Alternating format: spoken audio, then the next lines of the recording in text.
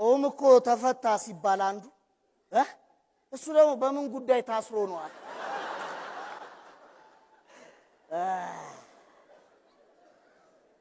አንዱ በጣም የማሰር ሱስ አለበት አሉ። እታችኛው ሰፈር ነው ያለው። በቃ ዝም ብሎ ነው የሚያስረው ሰው። እንደውም እሱ ሳይኖር ሌሎች ባልደረቦቹ ሲያስሩ ይናደዳል። የታሰረውን ሰውየው በዋስ አስወጥቶት በንዴት ድጋሚ ያስረዋል። እገሌ እኮ ቀለበት አሰረ ኒካ አሰረ ሲሉት ሁሉ የትኛው ጣቢያ ይላል። በዚህ ሆኖ ነው አሉ ከላይኛው አካል የአፈሳ ደብዳቤ መጣለት።